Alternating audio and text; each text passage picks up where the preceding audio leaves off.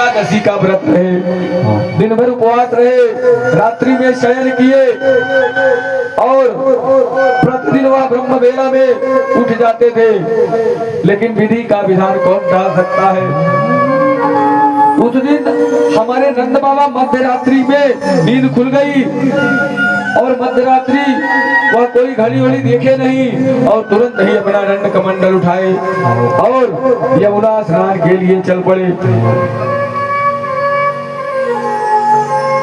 एकादश्याम निराहारः समभ्याचर्य जनार्दनम् अश्नातुं नदस्तुं कालिन्द्या द्वादश्यां जलमाभिषत।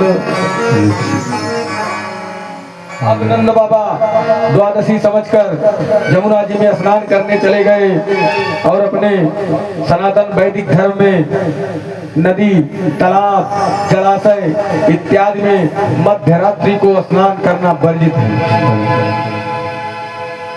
और हमारे नंद बाबा मध्य रात्रि में स्नान करने नदी के पास पहुंच गए और जलधारा में घुसकर डुबकी लगाई और डुबकी लगाई तो बाहर ही नहीं आए और बाहर ही नहीं आए तो बाला दौड़े दौड़े आए, हे कन्हैया, हे लाला, तेरे बाबा यमुना जी में डूब गए।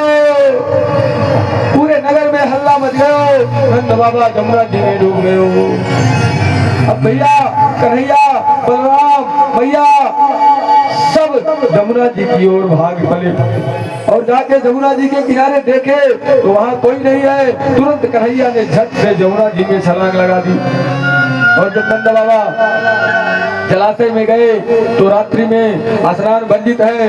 वरुण देव को क्रोध आया, वह अपने सैनिकों को भेजकर नंद बाबा को बंदी बनाकर वरुण लोक ले गए और बांधकर वहीं पटक दिए।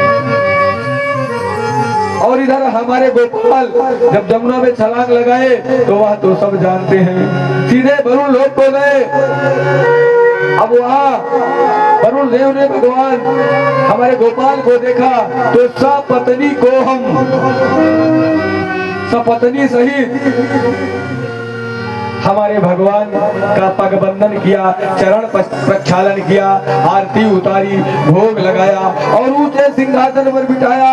अहो भाग्य हमारे प्रभु हमारे दरवाजे पर हरे। बोलिए राधा माधव सरकार जय हो। अब नंद बाबा देख रहे हैं, बंधे पड़े हैं। तब कुबेर ने पूछा, कहो प्रभु कैसे आना हुआ। अरे वरुण देव, तुम्हारे सैनिकों ने हमारे बाबा को बंदी बना लिया है। इतना जब वरुण देव सुने तो थर-थर कांपने लगे। अरे इतना बड़ा अपराध कैसे हमारे सैनिकों से हो सकता है प्रभु। तुरंत ही नंद बाबा को बंधन से मुक्त करके कन्हैया के सामने लाया गया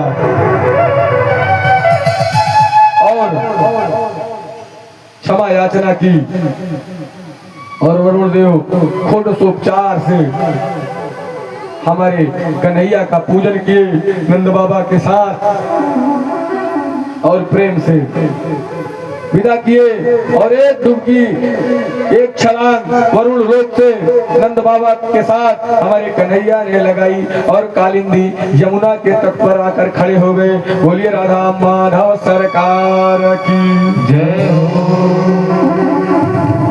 फिर क्या था, जैसे ही नंद बाबा बाहर आए पूरी घटना का क्रम जो है समस्त ग्वालों को, गोपियों को, ब्रजवासियों को बताने लगे कि हमको तो बंदी बनाकर ले गए और जैसे मेरा कन्हैया उनके नगर में पहुंचा तो इससे हमारे ना जाने हमारे कन्हैया से वहां को कौन रिश्तेदारी निकल गई। तब सारे ग्वाला आपस में काना फूसी करने लगे। अरे अब तो मोको पक्को विश्वास हो गए कन्हैया भगवान हवे। वह 7 कोस को गोवर्धन एक हाथ पे धारण करना कोई मामूली बात नहीं है। या कन्हैया भगवान ही हवे। इसमें दो राय नहीं है, केवल है ना सच सच बोलो।